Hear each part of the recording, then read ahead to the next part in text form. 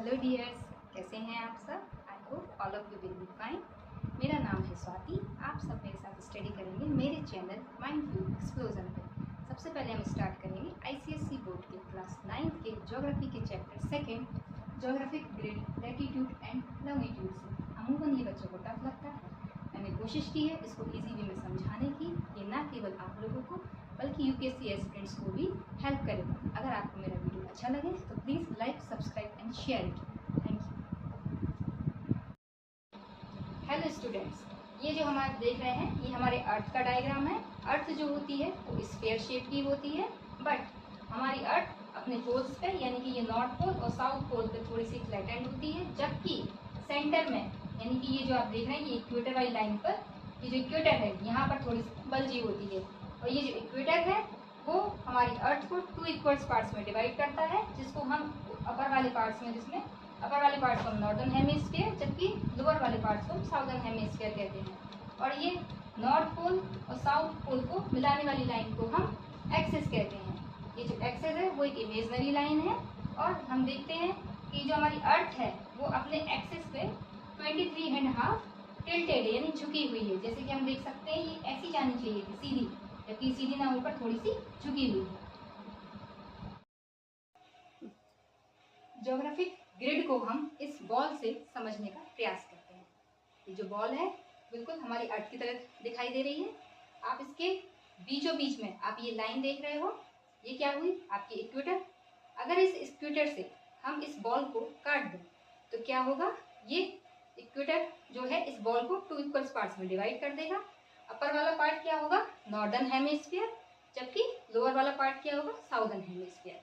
अब ये हम देख रहे हैं कि जो इक्वेटर है, इक्वेटर के अगर हम चाहें तो हम इसके पैरेलल कुछ सर्कल लाइंस ड्रॉ कर सकते हैं, है ना। जैसे ये दिखाई दे रही है आपको कुछ इस तरीके से ऐसे, है ना। तो ये जो सर्कल लाइंस हम ड्रॉ कर रहे हैं इनको हम क्या कहते हैं पैरेलल्स। वहीं ये जो हमारे पोल्स हैं नॉर्थ पोल और साउथ पोल, ये यहाँ से इनके इसको ज्वाइन करते हुए भी हम कुछ लाइंस ड्रॉ कर सकते हैं इस तरीके से। ये हम इनको हम क्या कहते हैं मेरिडियंस। अब ये आप देख रहे हो कि ये जो पैरेलल्स हैं और मेरिडियंस हैं ये एक दूसरे को 90 डिग्री पर इंटरसेक्ट करते हैं। और हम इस आप देख रहे हो कि ये जो पैरेलल्स और जो मेरिडियंस हैं इनकी वजह से इस पे क्या हो गया है नेटवर्क क्रिएट हो गया है। इस नेटवर्क को ही हम क्या कहते हैं ज्योग्राफिक ग्रिड।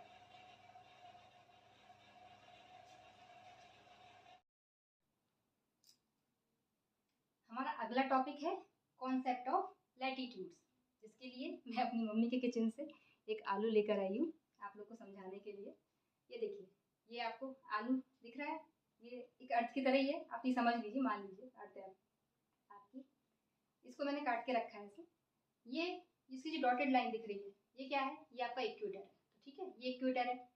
इस इक्वेटर से नॉर्थ की तरफ या फिर साउथ की तरफ अगर हम इसके सेंटर से ये लाइंस ड्रॉ करें तो ये लाइंस और इक्वेटर के बीच की जो डिस्टेंस है जिसको हम एंगुलर डिस्टेंस कहते हैं, इस डिस्टेंस को ही हम क्या कहते हैं लैटिट्यूड्स कहते हैं।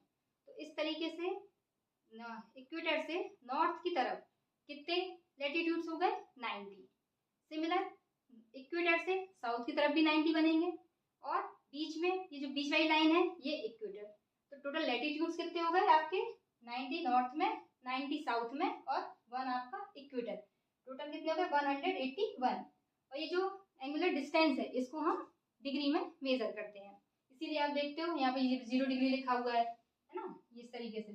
फिर कुछ इंपॉर्टेंट लैटिट्यूड्स कौन कौन से हैं, जैसे आपका ये तो 0 डिग्री आप जानते ही हैं, ये इक्वेटर है। उससे अगर आप ऊपर की साइड जाओगे नॉर्थ की तरफ तो 23.5 नॉर्थ को हम ट्रॉपिक ऑफ कैंसर कहते हैं, जबकि साउथ में 23.5 को हम ट्रॉपिक ऑफ कैप्रिकॉर्न कहते हैं। वहीं 66.5 साउथ में हम साउथ सर्कल को क्या कहते हैं अंटार्कटिक सर्कल कहते हैं। वहीं आर्कटिक सर्कल किसको कहते हैं 66.5 नॉर्थ को। वहीं ये 90 डिग्री नॉर्थ पोल और साउथ पोल पे ये सर्कल ना होकर ये क्या है पॉइंट्स है। लैटिट्यूड्स को पढ़ने के बाद अब हम कुछ उसके कैरेक्टरिस्टिक्स को भी देख लेते हैं। ये जो आपकी लाइंस दिख रही हैं लाइंस ऑफ लैटिट्यूड्स, ये क्या है, इस सारी की सारी सर्कल लाइंस होती हैं एक्सेप्ट नॉर्थ पोल और साउथ पोल। और जितनी भी सर्कल लाइंस हैं वो सारी की सारी कभी सेम डिस्टेंस की नहीं होती, वो हमेशा क्या होती है, उनकी जो लेंथ होती है वो कभी सेम नहीं होती है। जो इक्वेटर वाली जो होती है आपकी सर्कल लाइन वो सबसे बड़ी, जबकि इसके अलावा जितनी भी हैं वो सारी क्या होती हैं, उनकी लेंथ इसकी सर्कल लाइन से, इक्वेटर वाली जो सर्कल लाइन है उससे कम होती है। कोई भी अगर हम टू सर्कल लाइंस को दे दें तो उनके बीच जो डिस्टेंस होती है वो हमेशा सेम होती है, चाहे हम ये ले लें, चाहे हम ये वाली दो ले लें, चाहे हम ये वाली दो ले लें, सभी की डिस्टेंस क्या होती है, सेम होती है। और उनकी डिस्टेंस कितनी होती है, 111 किलोमीटर या फिर 1 डिग्री, जो कि हम कैसे मेजर करते हैं, अलोंग मेरिडियंस। मेरिडियंस ये जो है ना, इनके अलोंग हम इसको मेजर करते हैं इस तरीके से, ठीक। और जितनी भी आपकी इस सर्कल लाइंस हैं ये सारी की सारी क्या होती हैं, सर्कल लाइंस और जो मेरिडियन लाइंस हैं वो आपस में एक दूसरे को 90 डिग्री पर इंटरसेक्ट करती हैं। और जितनी भी आपकी जो सर्कल लाइंस अगर हम इधर देखें इक्वेटर के पास में, तो इनके आसपास का जो एरिया होता है वो कैसा होता है, लो लैटिट्यूड वाला, जबकि पोल्स की साइड क्या होता है, इनका जो एरिया होता है वो हाई लैटिट्यूड वाला होता है। तो इस तरीके से हमने इनकी कुछ कैरेक्टरिस्टिक्स के बारे में देखा। हमारा अगला टॉपिक है कॉन्सेप्ट ऑफ लॉन्गिट्यूड्स। इससे पहले जो हमने लैटिट्यूड्स के बारे में देखा था, तो जितने भी लैटिट्यूड्स होते थे वो या तो नॉर्थ या फिर साउथ डायरेक्शंस को देते थे, जबकि जो लॉन्गिट्यूड्स होते हैं वो वेस्ट या फिर ईस्ट डायरेक्शंस को देते हैं। और जितनी भी ये आप देख रहे हो लॉन्गिट्यूड्स जो लाइंस हैं वो सारी की सारी लाइंस क्या हो रही हैं, नॉर्थ पोल से स्टार्ट होके साउथ पोल पे आके फिनिश हो जा रही है। इस तरीके से ये एक सेमी सर्कल बना रही है।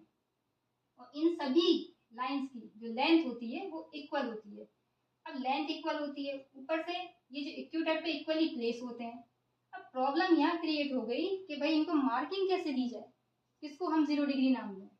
तो इस चीज़ के लिए यूएसए में कुछ कंट्रीज आके मिली, उन्होंने इस बात पे एग्री किया कि लंदन में पास में जो आपके ग्रीनविच जो मेरिडियन है उसको हम 0 मेरिडियन या फिर प्राइम मेरिडियन नाम देंगे। इस तरीके से हमने फिर जाके बाकी सब चीज़ों की मार्किंग कर पाए, बाकी सारी लॉन्गिट्यूड्स की।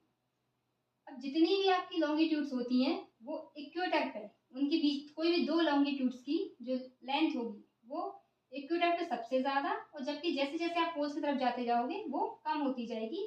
और पोल्स पे इसकी इनके बीच कोई भी दो लॉन्गिट्यूड्स की बीच की जो डिस्टेंस होगी वो 0 हो जाएगी।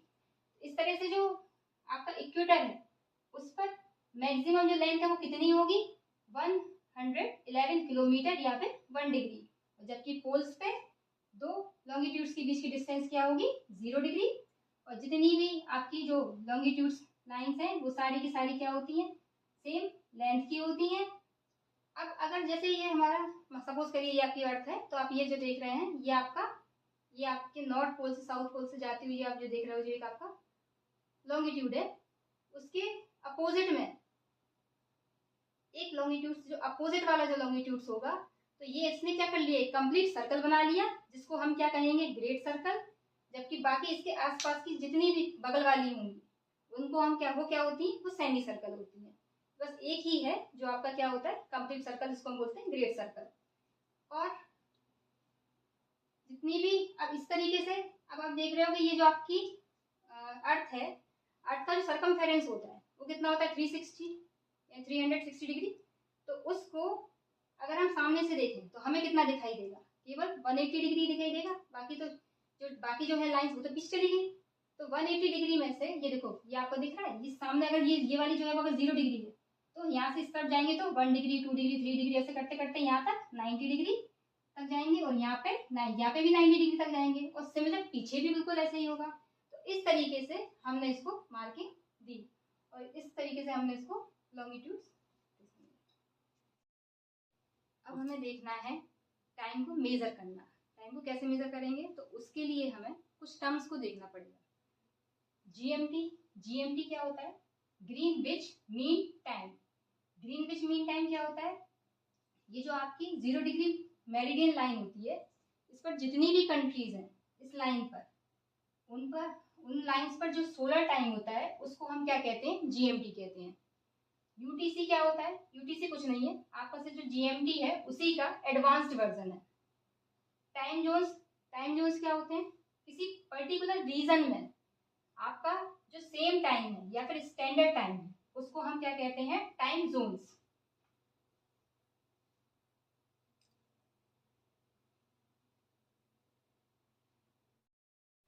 हमें पता है कि जो हमारी अर्थ होती है वो अपने एक्सिस पर 24 आवर्स में एक चक्कर लगा लेती है, और जब वो एक चक्कर लगाती है 24 आवर्स में तो वो 360 डिग्री घूम जाती है ना। क्या, तो इसका मतलब क्या हुआ कि वो 24 आवर्स में कितना मूव कर रही है, 360 डिग्री। तो इट मीन्स अगर हम उसका 1 आवर में निकालें तो वो कितना मूव करेगी, 360 डिवाइडेड बाय 24। 1 आवर्स में कितना निकलेगा, 24 से जब हम इसमें डिवाइड करेंगे तो 24 1 जा 24 और 12 बचा 0, यानी कि 5 10 यानी कि 15 डिग्री। इसका मतलब क्या निकला कि वो 1 आवर में 15 डिग्री मूव कर जाती है। अगर हम इसका ये देखें, इसको हम ऐसे भी लिख सकते हैं 1 आवर को 60 मिनट्स, जो किसके बराबर होगा, 15 डिग्री के। तो 60 में अगर हम इसका डिवाइड करें 15 का तो बराबर में क्या बचेगा, 1 डिग्री। इट मीन्स ये 4 minute is equals to 1 degree. यानी कि इसका मतलब क्या हो रहा है कि जो हमारी अर्थ है वो 1 डिग्री मूव करने में 4 मिनट का टाइम लेती है और 15 डिग्री मूव करने में 1 आवर का टाइम लेती है।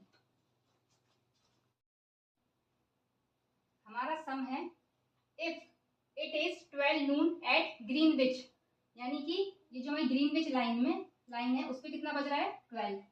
तो हमें कैलकुलेट क्या करना है, लोकल टाइम कहाँ पे, कौन से लॉन्गिट्यूड्स पे, 30 डिग्री वेस्ट पे और 65 डिग्री ईस्ट पे। अब देखिए ये जो हमारी अर्थ है ये कैसे मूव करती है, वेस्ट टू ईस्ट। इसका मतलब क्या हुआ कि यहाँ पे अगर हम ये देखें, अगर हम इसको 0 डिग्री लॉन्गिट्यूड ले लें तो लॉन्गिट्यूड अगर ये 0 डिग्री है तो इससे पहले वाला जो इधर वाला है ये वाला एरिया जैसे घूम रही है, तो जो भी अभी टाइम है यहाँ पे ये वाला इधर वाले जब ये जो टाइम है वो टाइम यहाँ कब बजेगा, जब ये इधर घूमेगी।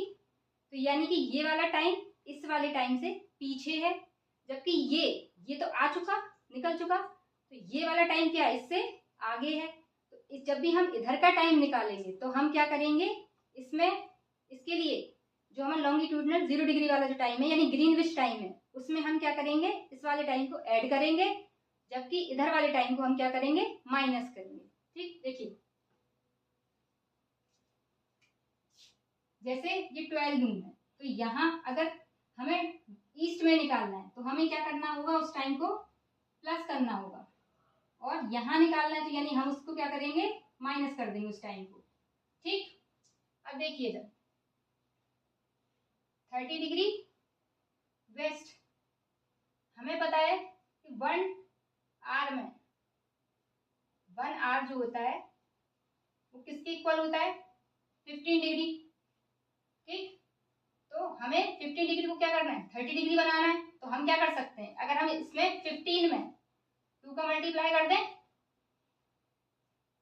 तो ये क्या होगा, इसमें भी हम 2 का मल्टीप्लाई कर दें, क्यों, क्योंकि हमें 30 डिग्री बनाना है। तो 15 अगर 2 का मल्टीप्लाई कर देंगे हम तो क्या बन जाएगा, ये 30 डिग्री। तो 30 डिग्री यानी कि ये 2 आवर, तो इस 2 आवर्स, तो इसका मतलब क्या हुआ कि 30 डिग्री वेस्ट में इस तरफ जाने पर हमें क्या करना पड़ेगा, इसका टाइम क्या होगा, अगर ये टाइम यहाँ पे 12 है तो हमें इसमें से क्या करना पड़ेगा, 2 माइनस, तो क्या हो जाएगा आपका, यानी कि यहाँ पे कितना बच रहा होगा, 10। ठीक है, वहीं इस तरफ यहाँ पे क्या होगा, इधर पे ये है 65 डिग्री ईस्ट, ये अब 65 डिग्री ईस्ट। अब हमें 2 फॉर्मूले पता है, एक तो ये जानते हैं कि 1 आवर इज इक्वल टू कितना होता है, 15 डिग्री, यानी कि जो भाई अर्थ है वो 1 घंटे में 15 डिग्री मूव कर जाती है ना। वहीं एक और हमें पता है कि 1 मिनट में 1 डिग्री ये जो हमारी अर्थ है वो 1 डिग्री मूव करने में कितना टाइम लेती है, वो लेती है 4 मिनट का। ये 2 फॉर्मूले हमें पता है इस दोनों। तो देखिए इसको 65 डिग्री को अगर हम ऐसे इसको ऐसे लिखें, 1 डिग्री मूव करने में कितना ले रही है, 4 मिनट। ठीक, तो 65 डिग्री मूव करने में कितना लेगी, 4 into 65 degree minute, 4 into 65 minute. ठीक है, अब इसका जब मल्टीप्लाई करेंगे तो 4 5 जा 20, 4 6 जा 24 और 2 26 मिनट्स। अब 26 मिनट, अब इसको अगर हम आवर्स में कन्वर्ट करें तो हमें क्या करना होगा, तो हमें 60 से डिवाइड करना होगा। जब हम 60 से इसमें डिवाइड करेंगे तो ये क्या बन जाएगा, तो क्या आंसर आएगा, 6 4 जा 24 और तो 4 आवर्स एंड 20 मिनट्स, यही हुआ। तो यानी अब हमें अगर इसका निकालना है इस तरफ ईस्ट का, तो हमें क्या करना पड़ेगा, जो 12 आवर्स है उसमें हमें ऐड करना पड़ेगा कितना, 4 hours and 20 minutes. 4 our and 20 minutes को हम इसमें ऐड कर दें, 12 प्लस 4 आवर एंड 4 20। ठीक, अब ये क्या हो जाएगा, 4 और 12 के बाद 4 यानी कि ये कितना बच गया, 4 और 20, 12 के बाद क्या 1 आएगा, 2 आएगा, 3 आएगा और 4 आएगा और फिर उसके बाद 20 मिनट्स और, तो ये क्या हो गया आपका टाइम। इस तरीके से हमने इस सवाल को समझने का कोशिश की। इससे पहले वाले क्वेश्चन में हमें क्या दे रखा था, हमें लॉन्गिट्यूड दे रखा था। ठीक है, लॉन्गिट्यूड की वैल्यू दे रखी थी और हमसे कह रहे थे कि आप उसका टाइम निकालिए। अब इस वाले नेक्स्ट क्वेश्चन में क्या है, हमें टाइम दे रखा है और हमसे कह रहे हैं कि वो वाला लॉन्गिट्यूड बताओ जिस पर 1 PM हो रहा होगा। तो देखिए यहाँ पे जो ग्रीनविच का टाइम कितना दे रखा है, 7 PM और निकालना है किस पे, 1 पे। तो 1 जो है वो 7 से पहले है, 7 से पहले यानी कि वो कहाँ रहा होगा, वेस्ट में। वेस्ट वाला टाइम पूछ रहा है वो हमसे, तो हम कैसे मेजर करेंगे, तो देखिए 7 में से हम पहले तो माइनस करेंगे, तो 7 में से 1 गया तो कितना बचा आपका 6। देखिए 1 आपका 1 आवर में कितना डिग्री घूम जाती है अर्थ आपकी, 15 डिग्री है ना, 15 डिग्री। तो 6 आवर्स में कितना मूव करेगी, 6 इंटू 15 डिग्री, यानी कि 6 hours is equals to 90 degree. और ये कहाँ वेस्ट में चल रहा है, पीछे है, तो यानी कि ये कौन सा है, कौन सा लॉन्गिट्यूड आ गया आपका 90 डिग्री वेस्ट। ठीक, यानी कि ये क्या आंसर आया आपका 90 डिग्री वेस्ट। इससे पहले वाले क्वेश्चन में एक चीज आप लोग नोट कर लीजिएगा, वहां पे जो अपना पहले आपका टाइम दे रखा था यहाँ पे 12 o'clock, जब हमने माइनस किया था तो वो आया था आपका जो 10 क्या कौन सा टाइम था, वो वाला टाइम था आपका मॉर्निंग वाला, यानी कि 12 AM। ठीक, और जो बाद में आया था जो 4:20 वो कौन सा टाइम था, वो आपका था PM, यानी कि शाम वाला। ठीक है,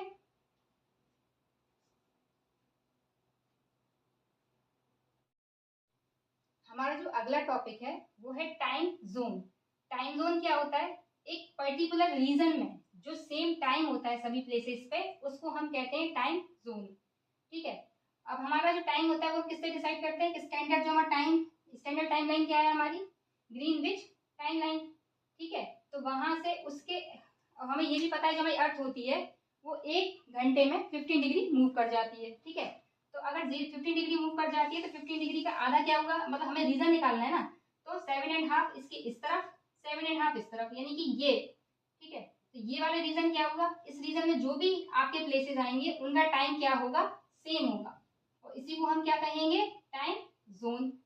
ठीक, सिमिलर इसके बगल में यानी कि 7.5 से लेके 22.5 के बीच में ये एक दूसरा रीजन होगा जिसमें क्या होगा, इसमें भी टाइम सेम होगा। ठीक, ऐसे ही क्या होते जाते हैं, टाइम जोन बढ़ते जाते हैं। अब अगर हम भारत के कॉन्टेक्स्ट में देखें तो ये जो हमारा इंडियन स्टैंडर्ड टाइम कहते हैं इसको, तो हमारा भारत क्या होता है, हमारा इंडिया जो है वो 68 डिग्री लॉन्गिट्यूड और लगभग 97 डिग्री लॉन्गिट्यूड के बीच में पड़ता है। ठीक है, तो यानी कि हम देखें तो उसमें 2 टाइम जोन आते हैं, एक +5 और +6। अगर आपको +5 कैसे हो रहा है, +6 नहीं थोड़ा आपको समझ में आ रहा है तो आप पहले वाला वीडियो देख लीजिए, उसमें आपको क्लियर हो जाएगा। ठीक है, क्यों यहाँ पे हम प्लस कर रहे हैं। ठीक, अब ये जो +5 है और जो +6 है, इसमें अब ये क्या हो रहा था कि इस वजह से जो प्रॉब्लम क्रिएट हो रही थी, हालांकि 1906 से पहले जो हमारे यहाँ पे जो टाइम हुआ करता था वो आपका अलग अलग टाइम था। यहाँ पे कैलकाटा टाइम, इस वाले रीजन में कैलकाटा टाइम चलता था और यहाँ एक इसके साथ में बॉम्बे टाइम जोन हुआ करता था। लेकिन 1906 के बाद क्या हो गया, सिंगल इंडियन स्टैंडर्ड टाइम कर दिया गया। ठीक, अब क्या जो है यहाँ पे हमने निकाला कैसे, अब यहाँ पे +5 और +6 के बीच का टाइम हमने क्या किया, इसको बीच का एक बीच की लाइन यानी कि जो लॉन्गिट्यूड है वो 66, 68 एंड 97 के बीच की लाइन हमने निकाली। वो क्या हो गई 82, लगभग आई थी 82.5 की। तो उसको हमने क्या इंडियन स्टैंडर्ड टाइम लाइन मान लिया, जिसके अकॉर्डिंग जो हमने टाइम निकाला वो क्या हो रहा था हमारा 5:30 यानी कि 5:30। ठीक, और ये जो टाइम लाइन है जो हमारी वो कहाँ से पास होती है, वो आपके इलाहाबाद के पास जो मिर्जापुर है वहां से पास होती है। जैसे यहाँ पे जो यहाँ वाली जो लाइन थी जो 0 डिग्री लॉन्गिट्यूड थी, जो वो आपकी ग्रीनविच नामक जगह से निकलती थी, वहीं सेम यहाँ पे ये मिर्जापुर से निकलती है। और ये हमारे भारत के या इंडिया के 5 स्टेट कौन से भी पास होती है। कौन कौन से स्टेट्स हैं, तो यूपी, एमपी, छत्तीसगढ़, उड़ीसा और आंध्र प्रदेश। ठीक, आई होप आपको ये सब चीजें समझ आई होंगी। मैंने पूरी कोशिश की है आपको समझाने की।